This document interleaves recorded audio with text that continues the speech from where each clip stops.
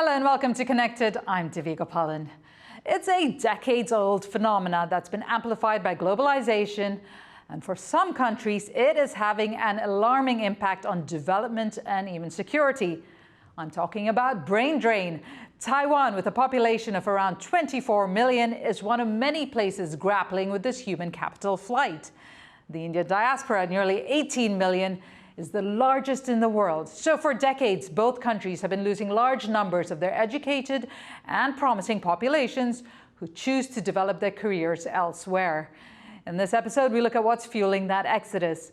And to help us along, we have Alan McIvor in Taipei and Akshobh Giridharadas in Washington, D.C. Now, Alan and Akshobh, thank you very much for joining us. Alan, I'll start with you. Tell us a little bit more about yourself. You work in recruitment here. Can you tell us what it means to be working in recruitment in a place with a limited population?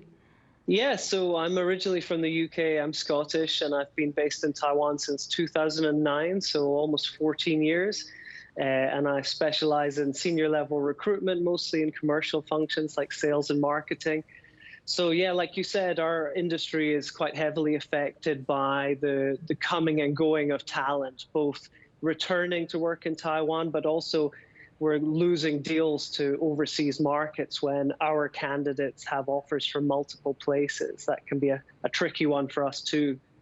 Now, Akshobh, some may call you a classic case of one of the people fueling that brain drain. You were born, brought up in India, you moved to Singapore, and now are in the US. Can you tell us a little bit more about yourself?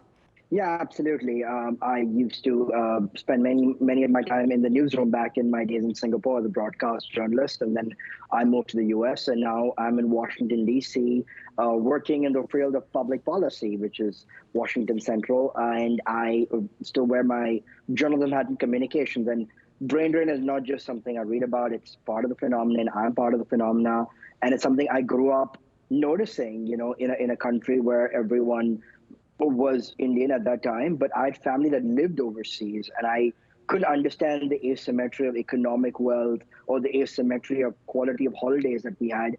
I knew there was something different about it, and over a period of time, I also saw gradually, and as I have said before in some of my writings, is when we were growing up in India, the phenomenon was ABC H1B, whereas everything in the Indian education system was geared towards going to America, because in the emerging market, an emerged market just had push and pull factors, and there was a gravitational pull. You're kind of hitting on so many points that I want to go through in more detail throughout this, but I'm going to bring this back to Alan now with I guess an indictment from Oxford, an Oxford economics report in 2021, which gave Taiwan the dubious distinction of being the country with the highest brain drain. For a headhunter like you in Taiwan, what does that mean?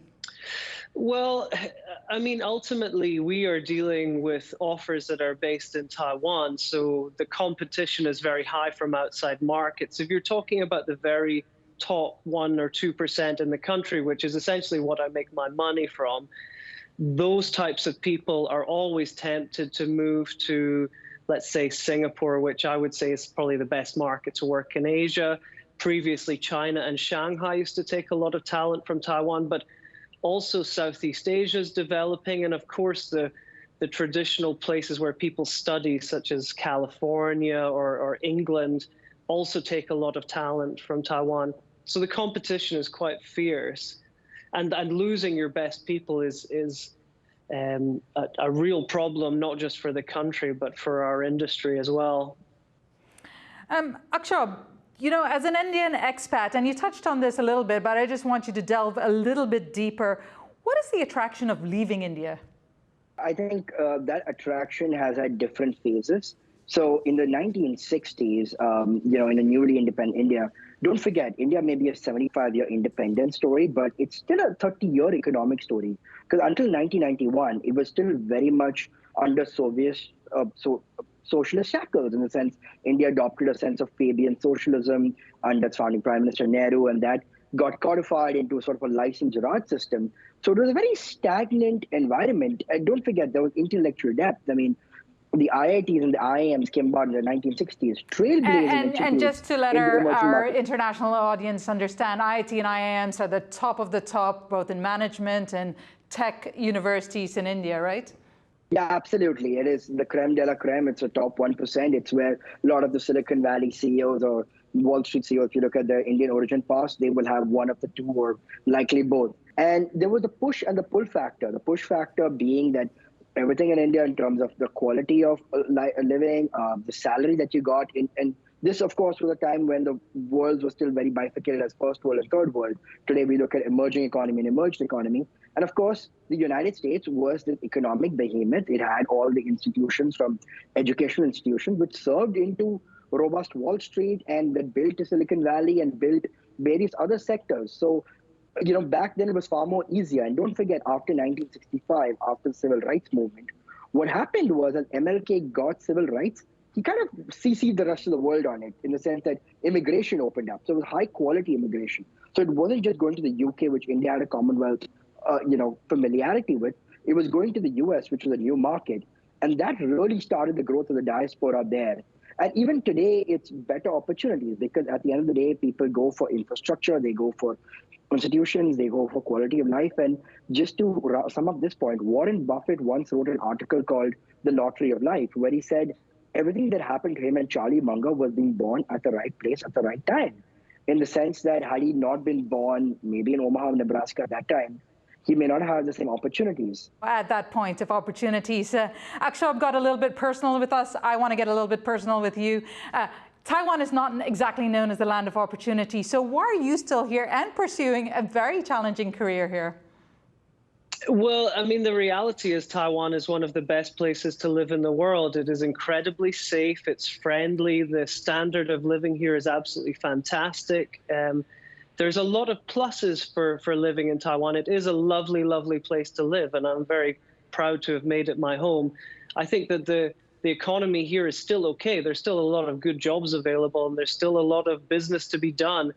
Just that the reality is that if you are part of a small market like Taiwan, 24 million people, there is a push to go into a bigger regional role. And to do that, you have to go to one of the bigger markets like Shanghai or Singapore. And there is nothing that we can do about that. Taiwan's not going to go from a 24 million population country to, the competing with the size of China as an example, or Asia Pacific. There's nothing that we can do about that. Right, and so this report from James Chater touches on what you said, Alan, and so much more. It looks at what compels a young professional to seek opportunities abroad. 25-year-old Alan is a software engineer. Late last year, he left Taiwan for the UK, becoming one of hundreds of thousands of Taiwanese now working overseas. I think mostly is the salaries. Currently, I can seek for more chance and growth at those countries. Some survey says they have better work-life balance or happiness. Low and stagnant wages, little chance for career progression, and a stuffy corporate culture is exacerbating Taiwan's decades-old problem with brain drain. That's where highly skilled people leave their home country to find better opportunities elsewhere. There are concerns the loss of Taiwan's best and brightest could slow the country's economy and even impact national security. Taiwan has a declining birth rate and relies on conscription for its defense. In 2019, before the pandemic forced many back to Taiwan, the number of Taiwanese working overseas reached an all-time high of 739,000. That was more than 6% of Taiwan's total labor force. A 2021 study by Oxford Economics found that Taiwan had the greatest talent deficit of any country in the world. Sean Lin is a vice president of Next Foundation, a US-based startup which uses events like this to connect Taiwanese talent to the world. He says a factor accelerating brain drain is that local companies are struggling to internationalize, and that means talented workers feel they quickly hit a ceiling. Taiwanese people, we are hardworking, we are very highly educated, but our local job market, actually, I don't think can have such capacity for everyone. So kind of like I am forced to go out to find like interesting job opportunities. Sean now works in China.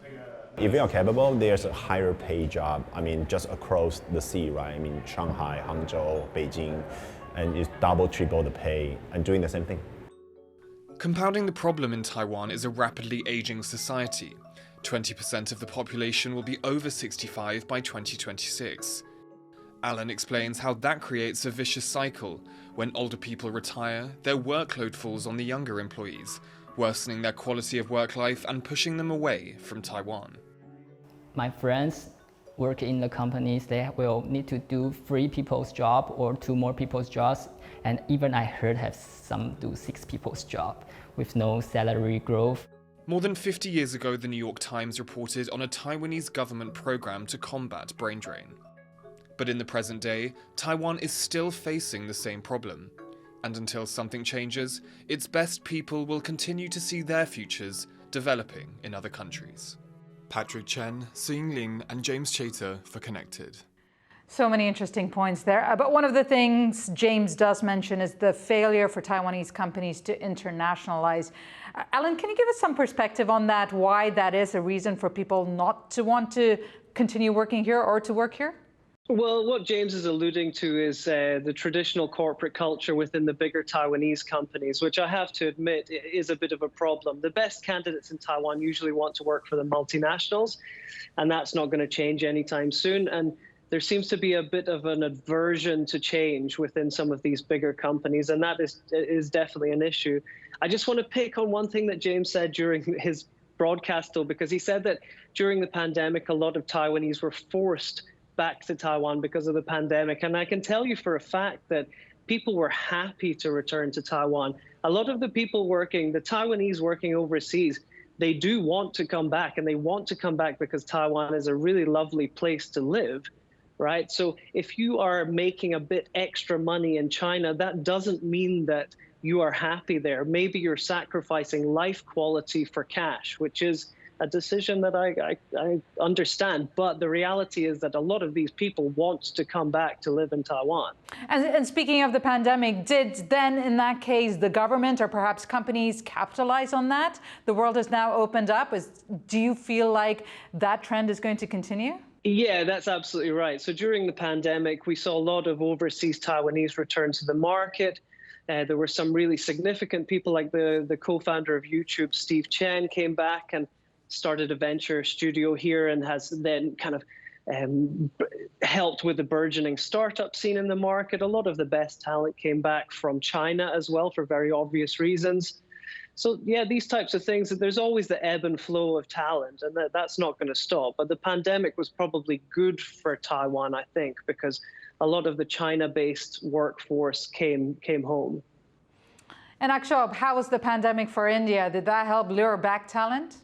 Well, actually, it probably precluded talent from leaving because especially during the Alpha wave and the Delta wave, actually, in 2021, India was really suffering hard and people got stranded, or H-1Bs were not stamped. And I think the State Department in certain countries put India on a level 3, level 4 warning.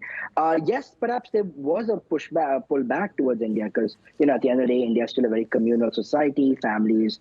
It's very traditional Asian values, as perhaps what you see in Taiwan and other East Asian cultures as well, whereas family is central. So people probably did come back. And don't forget, the United States, this epitome of a global economy, had a very botched job with COVID as well. I mean, it was one of the first few countries where deaths were rampant. It probably did not help the Trump administration at that time as well. And a lot of people did look at other places to go because healthcare is such a polarized issue in this country. Right. And so, Alan, speaking of China, and you did say, many people don't, particularly with China's restrictions, and you compare that to life here in Taiwan. Yet the Taiwan government said the largest exodus of Taiwan professionals was to China.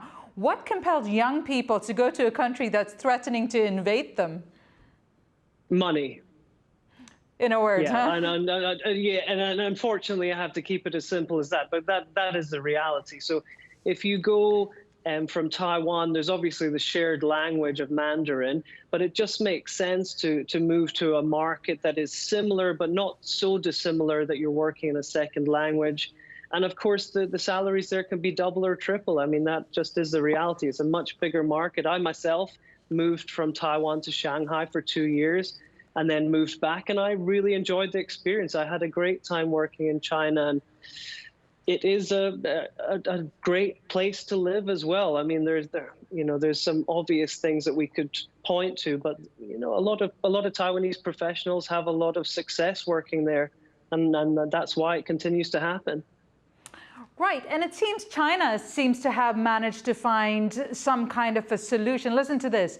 A recent report by the OECD, that's the Organization for Economic Cooperation and Development, has highlighted that China has made a remarkable turnover by converting its brain drain into brain gain. Now, according to the report, there has been a steady net inflow of scientists in China in 2021. And at the same time, and maybe this is something Akshobh had been pointing to, the US has seen surprisingly an outflow. So that's interesting. Akshobh, what is this outflow about? Was it down to what you were saying about that healthcare during the pandemic period, or is there more to it than that? What allured people to the United States was quality, high-end education. So people came for the employment, but stayed for the employment, right? And the H-1B made this popular. Think about the alphabet soup of visas and the fact that we have codified H-1B into common parlance. That's how important it was to not just the Indian worker, but the Indian IT worker and tech companies particularly. Now, the H-1B system has been broken for many years, since the Bush administration and the financial crisis become a lottery system. So you could have 2 PhDs and a master's and be really qualified and completely just lose out like a Vegas lottery, and it is literally a lottery. And it seems very absurd for a country that prides itself on meritocracy and wanting the best and brightest, all very ethos and credo of this American dream of like wanting the best and brightest. And as a result of which countries like Canada, which have, very what I call Benjamin Button of immigration, that is giving permanent residence before even residence, are luring people. So people in America who are losing out on H-1Bs are looking at Canada. Like there are signs in California which says H-1B problems, migrate to Canada. And Canada is sort of America light in some ways. It's North America, gives you the same flavor. And a lot of people get the PR because don't forget the green card is a protracted, broken process. If you're Indian, Chinese, Filipino, Mexican, it takes almost 20 years through a employment sponsorship. A lot of times the joke is you need a Hail Mary or Mary to marry, just, spouse. I want to bring you to some other facts, perhaps, and kind of move the conversation. So the term brain drain was coined in 1963 by the British Royal Society when scientists from the United Kingdom were migrating to America. Here's the trend and the pattern after World War II. Now, fast forward to present times, the Global Talent 2021 report by Oxford Economics says that 8 of the top 10 countries likely to have the largest talent surpluses a decade from now will be the developing world. That group will see more talent than opportunity, and that's led by India, Indonesia, Colombia, and South Africa. So, Alan, do you see 10 years from now Taiwan being one of those places where those talent can come to, or do you feel like it's still going to be a place where talent is leaving from? Oh, that's a good question. I think, unfortunately, it's still going to be one of those places that talent is leaving from. I've always seen the Taiwan brain drain issue as a small market mentality problem. So if you look at any country in the world, people from the smaller towns and cities will move to the capital city for job opportunities. And that Taiwan is just a country example of that. So if you are from Taiwan and you're based in Taipei, maybe you see the step up as being Singapore, Shanghai, Tokyo, New York. Whereas maybe if you are in Hangzhou, you move to Beijing or Shanghai.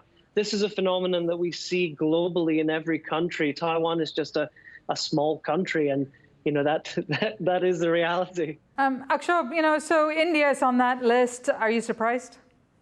It's an emerging market. There is a sense of economic excitement about India. It is a market that is, as the IMF calls, a bright spot in a very global, gloomy environment. Don't forget, because of the conflict we have in Eastern Europe, there is inflation all over, food prices, energy prices. And India still, bucked the trend and is growing. It will take a while to grow because don't forget that growth is obviously from where India was, right? So if I were to harbor a guess today, India's economic growth is probably as a society is sort of where the United States was in the 1970s. It'll still take a while before we, call India it's a G5 economy right now in terms of it's overtaken Britain. So think about it, the empire's former colony has overtaken the empire. But it'll still be a while before you associate it with the robustness of infrastructure, the cleanliness of air. Can you be both super poor and superpower at the same time? That's sort of the question that India grapples with. And more often than not, I think there's a new sense of economic egalitarianism, as I discussed with you, is, a child in India and a child in the US both get access to Netflix, they have access to Amazon, they can both afford a trip to Paris. Not every child in India, but more or less, right? And you're going to get access to an eclectic mix of gastronomic delights and have the same retail luxury brands in most major cities in India. Yes, that's a very small percentage of the larger 1 billion population. But again, it depends on where you are on the spectrum. And so coming back to now, if I flip this on its head a little bit, talk about how the country needs this young population to develop and grow, particularly Taiwan. And James's report, he talks about, for Taiwan, it's even an issue of national security and its development. So are you seeing that young people basically having more leverage here?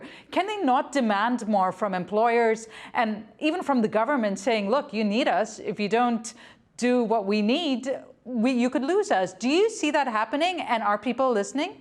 Well, there's a bit of a difficult relationship between what the government wants and what private corporations are going to do. Essentially, the government has no control over what companies do, or very little control. So forcing up wages or forcing culture changes within companies or forcing extra days annual leave, these are things that the government might want to do but has very little control over. I think ultimately, I want to reiterate that brain drain is not all bad. Essentially what is happening in Taiwan is people are leaving for some years, let's say 2 to 10 years, but then they're coming back. When you have a lot of Taiwanese talent who are trained in competitive overseas markets that then come back at 33 years old, that can also be an advantage for the economy, because we have a better diversity in our workforce, and we have all of these high-level returnees coming back to work in the market. That people like me make a lot of money from putting them into high-level positions. So it's not all doom and gloom. We don't lose these talent forever. It's not like they leave and stay. They usually come back. Right, and that's a very different picture from India, Akshobh. In fact, if you just look at kind of bare stats, 1.5% of the US population is Indian origin.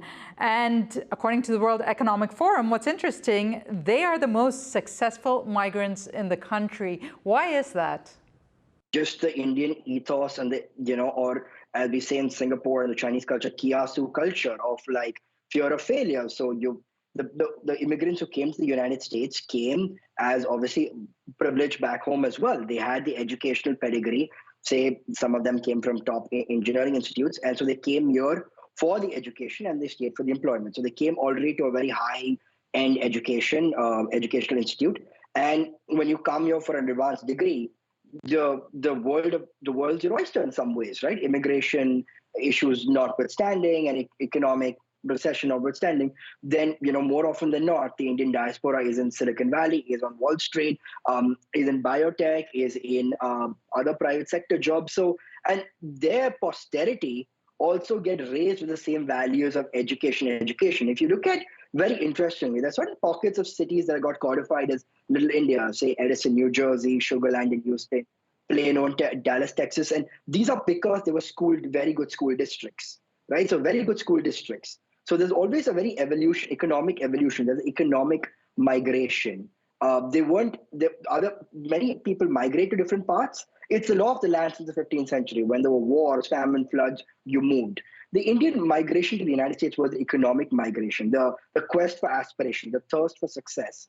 And the United States recognized that very earlier on as well. And the platforms were there for the Indian immigrant to succeed here. And it's so far worked in its favor, and now they're in the highest echelons of private sector, to the point that the Silicon Valley CEO is no longer just a rarity. It's now more common, especially Google, Microsoft, Adobe, all have Indian-born CEOs. Okay, so Alan, then in that case, Akshobh described the Indian migration as the quest for aspiration, thirst for success. How would you describe Taiwan's migration or the foray they have overseas to expand their careers? Yeah, I think it's very similar. I think that the best of the best always want to challenge themselves in the bigger markets, in the bigger places. It makes sense that if you are a very smart and ambitious professional, that you'd want to try your luck in a bigger city like Silicon Valley or the regional head of Singapore. It totally makes sense. I don't begrudge anyone for doing that. I wouldn't, as a professional career consultant, I would never discourage somebody for moving overseas and trying their luck in a foreign market. I think it's good for your career and good for your life. I think it's a fun thing to do. Well, we've just about run out of time, and it's been great to get both of your thoughts on a topic that's just not talked about enough, and the fact that brain drain could affect lives, could affect communities, and even countries. It should be much larger part of our conversation. Thank you so much. Alan McIvor in Taipei, Akshobh Giridharadas in Washington, D.C., and to our viewers, thank you so much for your company. We hope to see you again next time. Till then, stay connected.